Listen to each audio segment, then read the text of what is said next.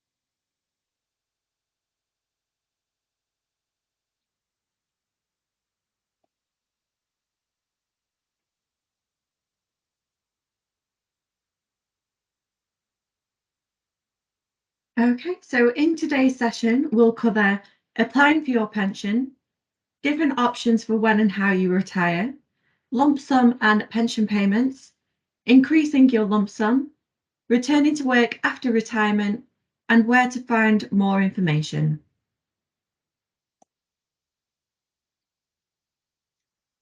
So now we're going to play a short video on how to apply for your NHS pension benefits.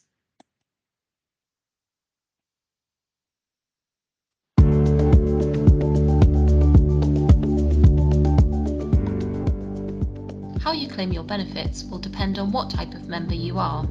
If you are currently in NHS employment, you will follow our active member, Sophia. If you left NHS employment, you are classed as a deferred member and will follow Joe. Please watch our other video, How to Claim Your Retirement Benefits if you are a deferred member. If you are an active member like Sophia, you should tell your employer that you intend to retire. We recommend you do this about 4 months before your retirement date. Your employer will provide you with the Retirement Benefits Claim Form, AW8. You should read the Retirement Guide, which is available on our website, before completing your form. The instructions on the front of the form tell you which sections you need to complete. Make sure you provide all the information requested. Missing information may lead to a delay in processing your application. There are some useful guidance notes at the back to help you complete the form. If you have any queries while completing your application, please speak to your employer. Make sure you sign the declaration and ask a witness to sign the form before giving it back to your employer. They may need to see original or certified copies of any birth, marriage or death certificates. Your employer will complete their sections before submitting it to NHS Pensions. This should be done 3 months before your intended retirement date. At times, we may need to contact your employer, a previous employer, or yourself for further information. If you receive a request for information, please respond as soon as possible to prevent any unnecessary delays. Once your application has been processed, we will send you a letter confirming your pension benefits. We aim to pay your pension and lump sum within 30 days of your retirement date, as long as we have all the information needed to process your application. If you have any questions about your application, please speak to your employer, who should be able to help you.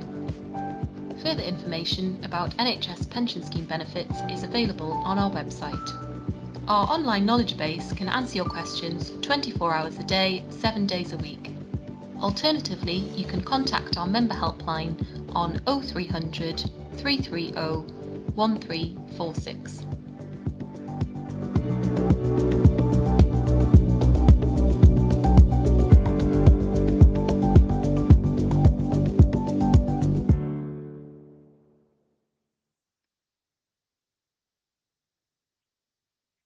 Okay, so just to recap the video, we followed the journey of how an active member applies for their pension.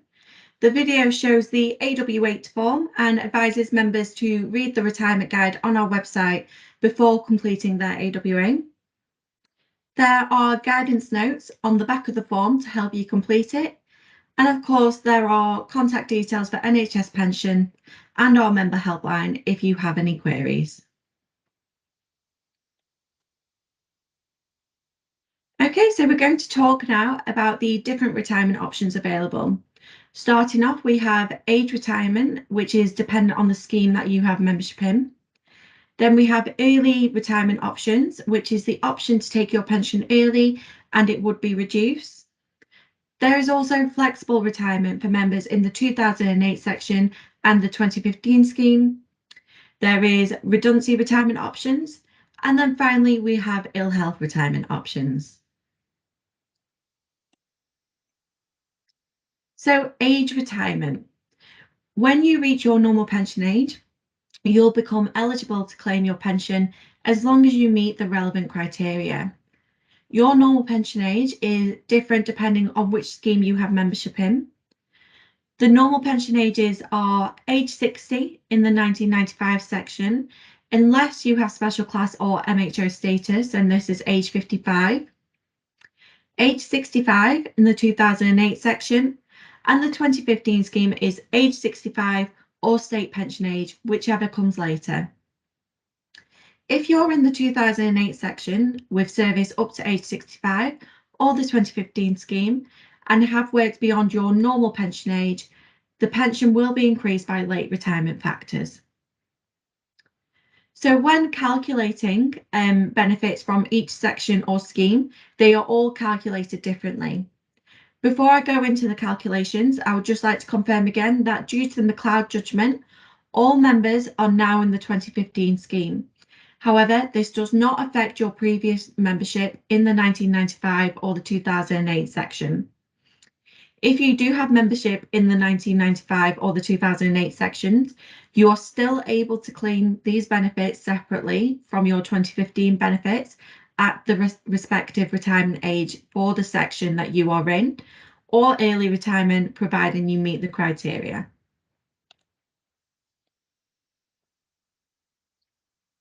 Okay, so if you have 1995 section membership, you will receive a pension and a lump sum, and these will be based on the best of the last 3 years pensionable pay.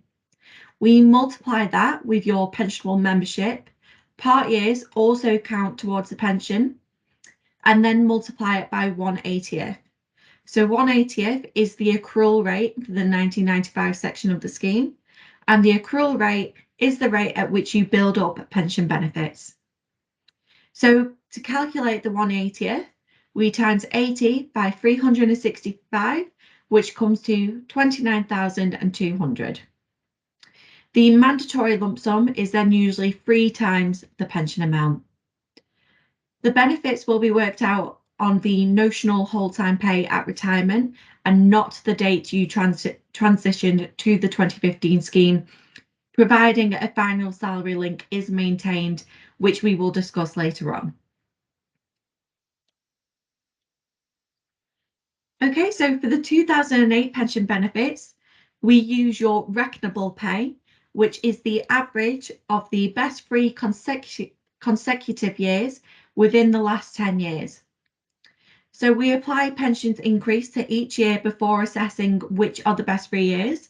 And for this example, we have used the same pay and pensionable membership that we used for the 1995 calculation on the previous slide. So the calculation is similar to the 1995 scheme. The only difference is that the 2008 section has a higher accrual rate of 1/60th. So we multiply your reckonable pay with your pensionable membership. Part years also count towards a pension, and then multiply it by 1/60th. And to calculate that 1/60th, we times 60 by 365, which comes to 21,900. So you can see that with this being 1/60th, the pension is higher than the 1995 section, but with the 2008 section, there is not an automatic lump sum. However, the option of pension commutation is available, which we will come and explain later. So the benefits will be worked out on the notional whole-time pay at retirement and not the date you transition to the 2015 scheme, providing that final salary link is there, which again, we will discuss later in the presentation.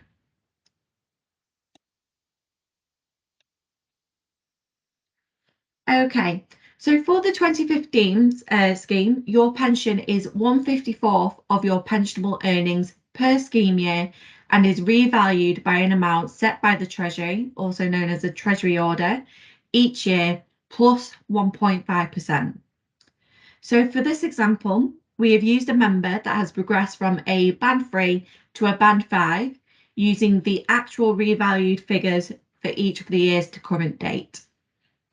So you can see that in year 1, the pension is worth £320.64. This is a 54th of the annual pay. The accrual rate in the 2015 scheme is 1/54th. So the box underneath provides the pay used for the year, the Treasury order figure, and the reevaluation figure that has been used for that year, which is included from the year after. So in year 2, the new pension begins to build and a further £333.46 is accrued. We also have the £320.64 from the year 1, which has been reevaluated in year 2 by the Treasury order of minus 0.10% plus the 1.5%, giving us a figure of £325.13. So that means the total pension at the end of year 2 is £658.59.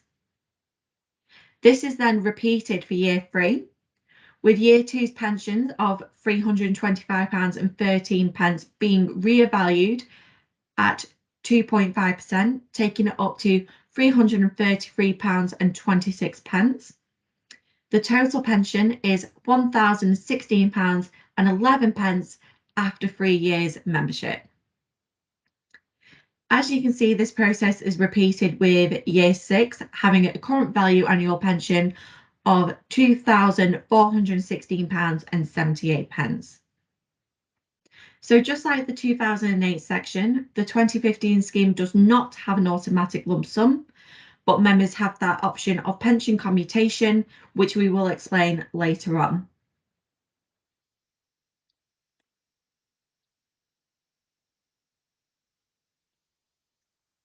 Okay, so now we're going to talk about final salary linking, which we mentioned previously.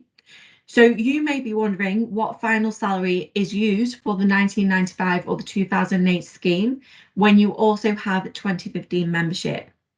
As all members are now contributing to the 2015 scheme, a final salary link will be maintained even if you have a break, as long as the break is 5 years or less in pensionable employment.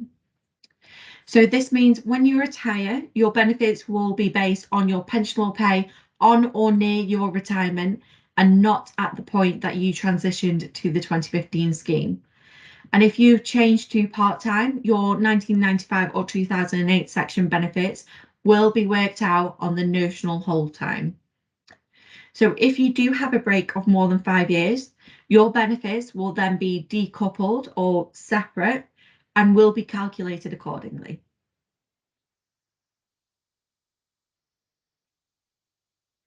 Okay, so moving on now to taking early retirement. If you choose to retire earlier than the normal pension ages we've just talked about, your pension will be reduced to account for the fact that it's being paid to you earlier and also longer. And we call this actuarially reduced benefits. Now, in order to retire early, there are certain criteria that you have to meet. You must have been in the scheme for a minimum of 2 years. You must have ceased all your NHS employment, which means have a 24-hour break, and I'll talk to you more about that later on. And finally, and most importantly, you must have reached your minimum pension age.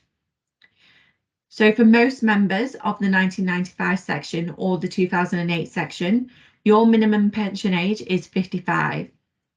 For some members in the 1995 section, they can take their benefits from age 50. This is applicable if you have had membership between the 31st of March 2000 and the 5th of April 2006. Your minimum pension age will then be 50. However, if your membership became deferred and you then returned to the NHS pension and joined the 2008 section, your minimum pension age is 55. If your membership only started on or after the 6th of April 2006, your minimum pension age is 55. If you have membership in both the 1995 and 2008 section, your minimum pension age is 55.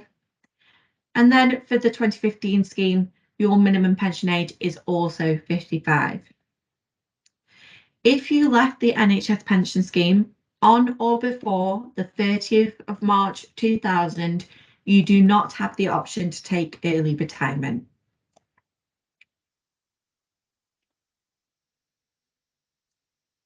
Okay, so this slide here shows what the early retirement factors are. So these can be found for you to review for your personal circumstances in the retirement fact sheets on the NHS Pensions website.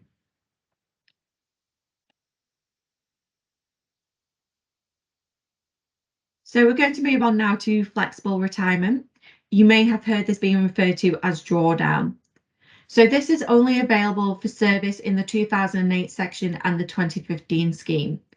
So those with membership in the 1995 and the 2015 scheme, you can only draw down from your 2015 scheme benefits.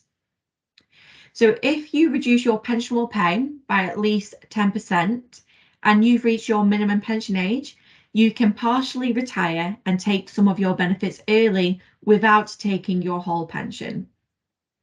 So your pensionable pay must remain reduced for at least a year, otherwise you will cease to be eligible for the pension that you've taken.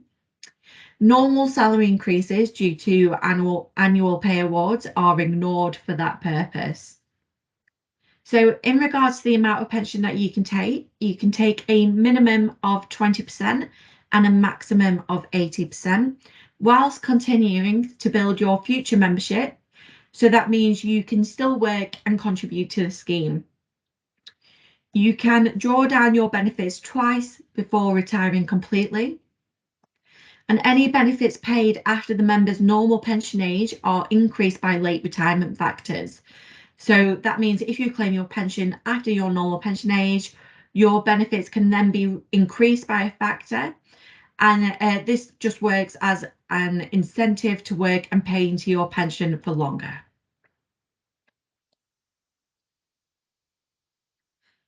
Okay, so early retirement reduced buyout, also known as ERBO.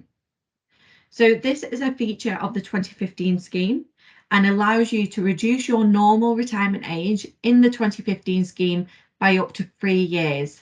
However, you cannot go lower than age 65. So this is done by paying additional contributions each month. And just a quick example, if you are age 66, you can only buy out 1 year to bring you down to age 65. You cannot go lower than 65. So how it works is you pay additional contributions to buy out the reduction that would apply if you retired before your normal pension age. And these can be paid by the member or the employer on behalf of the member. Those additional contributions are paid as a percentage of your monthly wage, and the rate of the additional contributions are based on your age at the effective date of the agreement. So if applying for an ERBO, an application must be made within 3 months of joining the 2015 scheme or the beginning of the scheme year. So that's April 1st to June 30th. And it is unfortunately not possible to make retrospective applications for earlier scheme years. So your ERBO can be suspended on hardship grounds, but for only up to 1 year. If contributions are not paid after 1 year, your contract will be terminated. You can also terminate the agreement at any time. However, once an agreement is terminated, you cannot enter into a new arrangement. If you have a break in pensionable service of 5 years or less, an ERBO agreement will automatically recommence on the same agreement. If there is a break of pensionable service of more than 5 years, the ERBO agreement will be terminated. So a quick example of costs if you were to purchase an ERBO at age 55. So the normal pension age minus 1 year would be 1.58%. Normal pension age minus 2 years would be 3.16%. And normal pension age minus 3 years would be 4.74%. So that percentage is the amount that you pay each month until you retire. So if you have a state pension age of 66 and 3 months, for example, you can buy out the 1 year and 3 months or just the 3 months. But please be aware, if you are purchasing any additional pension, this may limit your scope of ERBO available.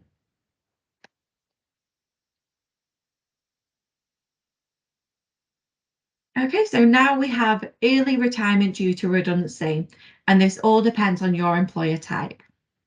If you're made redundant after your minimum pension age, you may have one of 3 choices. So you have the option to take reduced early retirement benefits and keep your full redundancy payment. Your second option could be to take unreduced benefits and you use your redundancy payment to meet the cost of those benefits being paid early. Or finally, your option could be to defer the payment of your benefits until you reach your normal pension age, and you would keep your full redundancy payment. Now, for those subject to Agenda for Change redundancy provisions, you have the option to make an additional contribution if the redundancy payment doesn't meet the cost of going early and there's a shortfall there to be made up. And for those that don't have Agenda for Change redundancy provisions, their employer could meet the cost in excess of the redundancy payment. So please keep in mind that retirement due to redundancy is not available for members working for GP practices or self-employed members. And if the redundancy payment exceeds £30,000, it could be subject to tax. For more information, you can find this on our website under the retirement section. So we are going to now discuss early retirement due to ill health. There are options available if you become too ill to work before you reach your normal pension age. So the minimum pension age does not apply in the case of ill health retirement. There are 2 tiers awarded for an ill health retirement application. Tier 1 is where you are unable to do your current NHS employment due to permanent ill health, And tier 2 is where you are unable to carry out regular employment of like duration to NHS employment due to ill health, in addition to meeting the tier 1 condition. The application form is called the AW33E, and you would work with your employer to apply for ill health, and you would contact them in the first instance if this is something that you think you need to consider. If you are terminally ill and it's anticipated that you have less than 12 months to live, you may take your benefits as a serious ill health lump sum.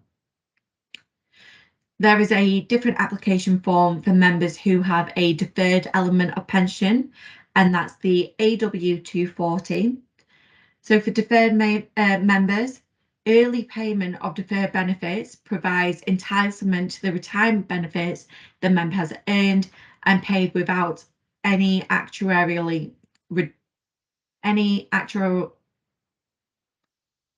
Early payment of deferred benefits provides entitlement to the retirement benefits the member has earned and paid without any actuarial reduction for early payment. All the forms for ill health are available on our website.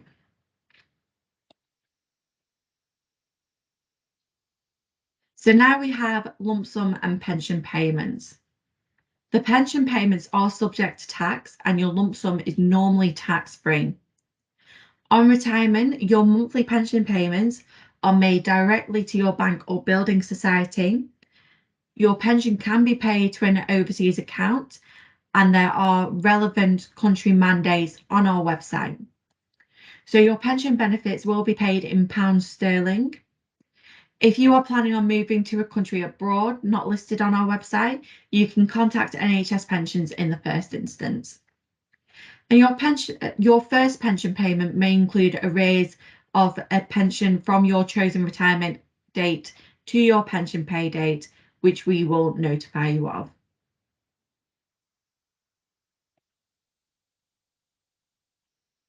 Okay, so moving on now to increasing your lump sum, and this is known as pension commutation, which was mentioned a couple of times earlier on. So you can commute some of your pension to receive a larger lump sum on retirement, providing you are actively contributing to the scheme on or after the 1st of April 2008. For every £1 of your annual pension you exchange, you receive a £12 lump sum. So for example, if you exchange £1,000 a year of your pension, you will receive a £12,000 lump sum on retirement. You make this choice on section 10 of the AW8, and you need to make the choice for each section or scheme you may be claiming benefits from. This option is available to members who have membership in the 95 or 2008 section and the 2015 scheme. Okay, so we're going to move on now to returning to work after retirement. And we're going to begin with the 24-hour break rule.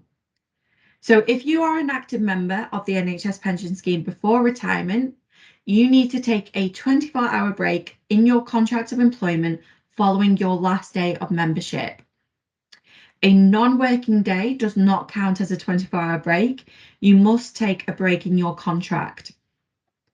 So the 24-hour break rule does not apply if you are retiring because you've reached maximum pension age, which is age 75, and it does not apply if you've partially retired through drawdown.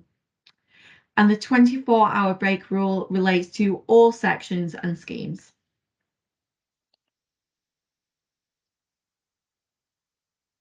And now we have the 16-hour a week rule.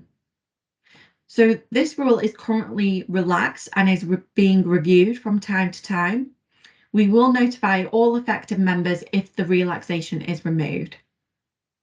So with the 16-hour week rule, you cannot work more than 16 hours per week for the first calendar month following retirement. If you do, your pension could be suspended. And that suspension means that your pension could either be temporarily suspended or stopped. And it applies if your 1995 section benefits still have that final salary link. If you do not have any membership in the 1995 scheme, or it's been deferred by a break of more than 5 years, the 16-hour-a-week rule upon returning to work would not apply to you. You can find more information about Retire and Return in the Retirement Guide, which is available on our website.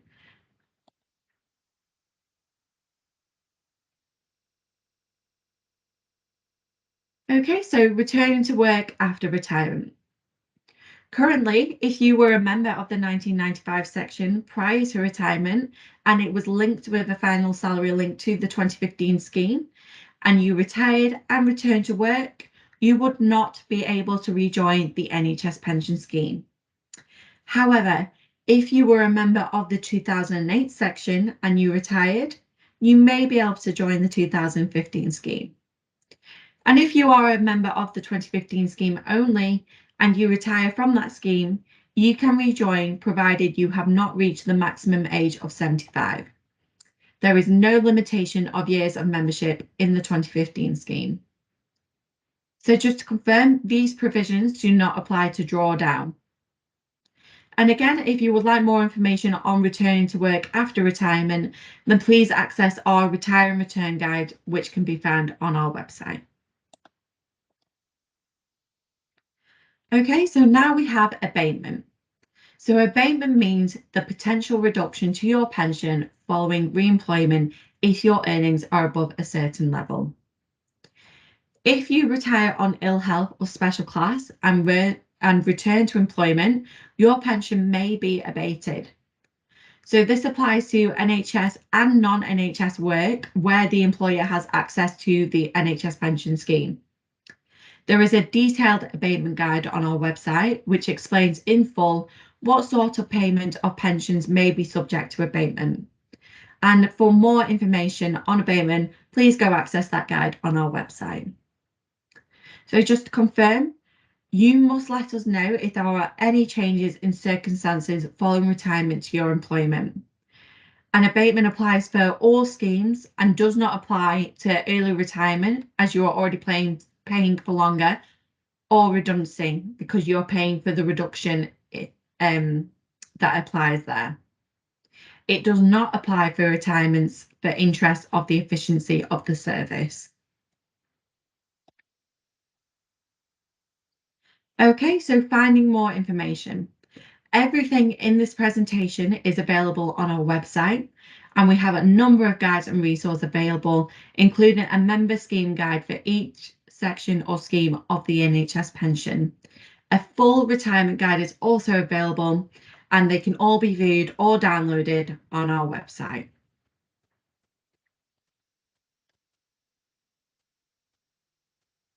So you will find information on all retirement ages for each section of scheme by accessing our website and the member hub.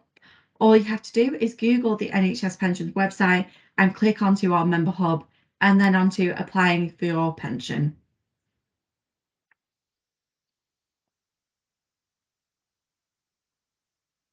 We also have a wide range of videos available for members on our YouTube channel.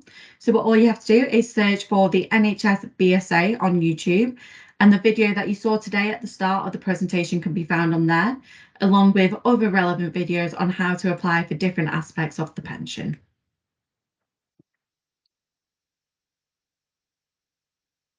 And finally, we have a member newsletter and also a pensioner newsletter. So you can subscribe to either of these by providing an email address, which can be through personal or work. And there is an online subscription form which you can complete, which you can access through our website.